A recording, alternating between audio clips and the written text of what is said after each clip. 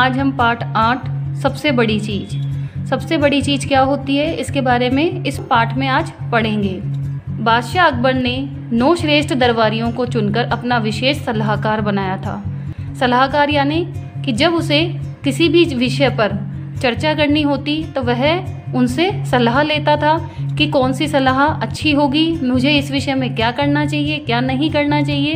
वह सलाह उन विशेष 9 श्रेष्ठ दरबारियों से लेता था जिन्हें उन्होंने 9 रत्नों की संज्ञा दी थी।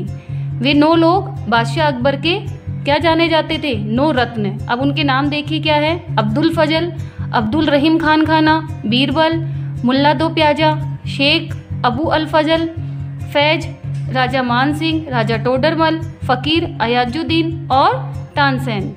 इन सभी में बीरबल सर्वाधिक हाजिर जवाब व बुद्धिमान होने के कारण बादशाह अकबर के प्रिय थे। इन सभी में सर्वाधिक बुद्धिमान कौन था और हाजिर जवाब कौन था? बीरबल। इस कारण वह बादशाह अकबर को बहुत प्रिय थे। बादशाह के हर मुश्किल से मुश्किल प्रश्न का जवाब बीरबल के पास होता था। बादशाह के प्रिय होने के कारण अन्य सभी दरबारी बीरबल से ईर्ष्या रखते थे क्योंकि वे सभी बादशाह के प्रिय बनने की इच्छा रखते थे। अक्सर ऐसा होता था कि जब बीरबल दरबार में उपस्थित नहीं होते थे तब सभी दरबारी तरह तरह से बादशाह अकबर का दिल जीतने का प्रयास करते थे और बीरबल को उनकी नज़रों में गिरने का भरकस प्रयत्न करते थे, परंतु बीरबल की निंदा बादशाह सुनना पसंद नहीं करते थे। एक दिन बीरबल की अनुपस्थिति का लाभ उठाकर चारों दरबारियों, कौन कौन थे? राजा टोडरमल, अब्दुल फजल, अब्दुल रहीम खान खाना और फ़कीर अयाजुद्दीन ने बादशाह के साले मुल्ला दो प्याजा की शह पाकर एक बार पुनः बीरबल की खिलाफत करते हुए बादशाह से कहा।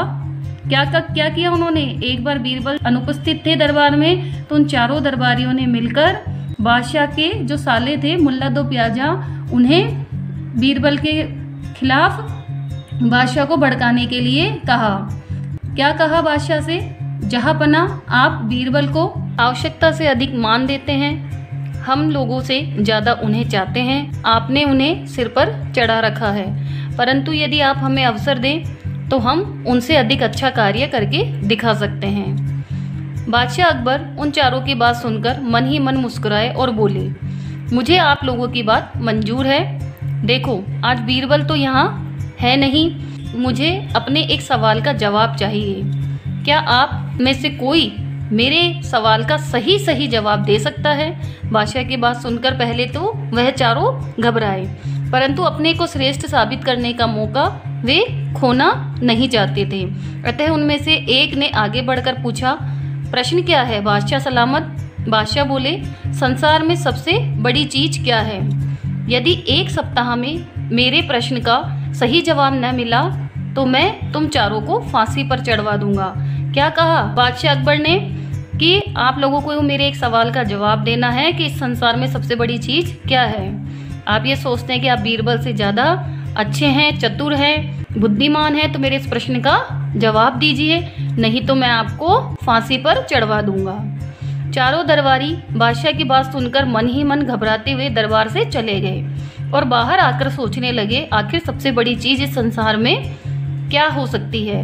इसी सोच में 3 दिन बीत गए। वे सोचते ही रहे कि ये सबसे बड़ी चीज़ है क्या आखिर इस संसार में, और उन्होंने 3 दिन बिता दिए। चारों दरबारियों को घबराहट होने लगी। अचानक उनमें से एक बोला, मेरी राय में अल्लाह से बड़ा कोई नहीं है। दूसरे ने कहा, अल्लाह कोई चीज़ नहीं है। कोई दूसरा उत्तर सोचो। तीसरे ने कहा, भूख से बड़ी कोई चीज़ नहीं है, वह आदमी से कुछ भी करवा देती है। चौथे ने निराशा भरे स्वर में कहा, नहीं, भूख तो बर्दाश्त की जा सकती है, यानी हम भूख को तो सहन कर सकते हैं, तो फिर क्या है सबसे बड़ी चीज़। 6 दिन बीत गए। अकबर ने कितना समय दिया था उन्हें? 7 दिन का, 1 सप्ताह का, और उनके 6 दिन बीत गए, लेकिन उन्हें इस सवाल का कोई जवाब न सूझा। अंत में हार कर वे चारों बीरबल के पास पहुँचे और उन्हें पूरी घटना से परिचित करवाया। क्या किया उन्होंने?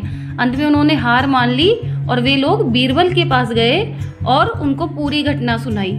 साथ ही वे चारों हाथ जोड़कर बीरबल से प्रश्न का उत्तर बताने की विनती करने लगे। क्यों करने लगे? क्योंकि अगर वे जवाब नहीं देंगे तो बादशाह अकबर क्या करेंगे? उन्हें फांसी पर चढ़ा देंगे। बीरबल ने मुस्कुराकर कहा, मैं तुम्हारे प्रश्न का उत्तर अवश्य दूंगा, लेकिन मेरी एक शर्त है।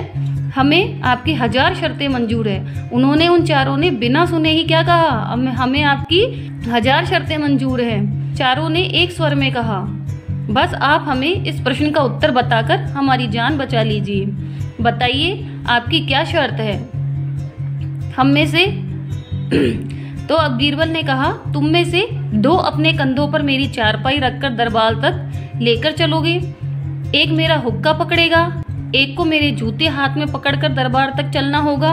बीरबल ने अपनी शर्त बताते हुए कहा। बीरबल ने क्या कहा कि तुम में से 2 अपने कंधों पर मेरी चारपाई रखकर चलेंगे, एक मेरा हुक्का पकड़ेगा और एक मेरे जूते हाथ में पकड़कर चलेगा। यह सुनते ही वे चारों सन्नाटे में आ गए। उन्हें लगा मानो बीरबल ने उनके गाल पर कसकर एक तमाचा मार दिया हो, मगर वे कुछ बोले नहीं। क्यों? क्योंकि उन्हें अभी अपनी जान बचानी थी।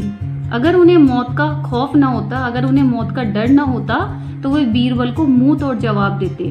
मुंह तोड़ यानी बिना कुछ सोचे समझे जो इच्छा आती वो बोल देते कि हमसे ऐसा कार्य आप क्यों करवा रहे हो।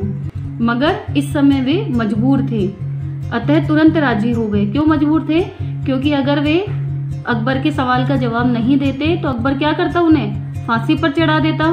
अतः वे तुरंत राजी हो गए।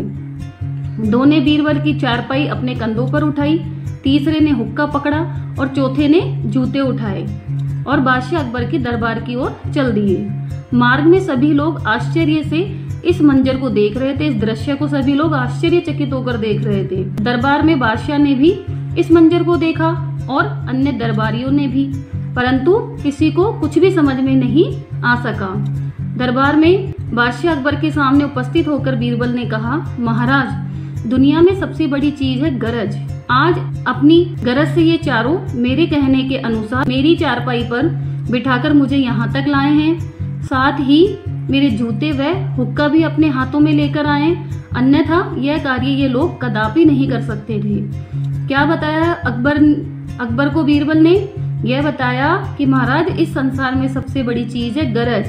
यदि आपको किसी से अपना काम निकलवाना है तो आप हर एक कार्य करने के लिए तैयार हो जाते हैं। ये भी मेरे बराबर ही दरबारी हैं, लेकिन आज इन्हें गरज थी मेरी, मुझसे कोई कार्य करवाना था, इनको अपनी जान बचानी थी, इसलिए इन लोगों ने मेरे जूते उठाए, मेरे हुक्का उठाया और मेरी चारपाई उठाई, अन्यथा यह काम ये कभी नहीं करते। बादशाह अकबर ने एक बार फिर बीरबल की प्रशंसा की और मुस्कुराए।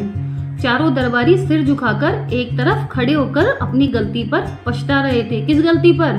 क्योंकि उन्होंने बीरबल से मुकाबला करने की कोशिश की थी। उन्होंने कहा था कि हम भी बीरबल के समान ही बुद्धिमान हैं, लेकिन ऐसा नहीं था। बच्चों, ये शब्दार्थ आपको अपनी नोटबुक में लिखने हैं। अगली कक्षा में हम इसके प्रश्न उत्तर करेंगे।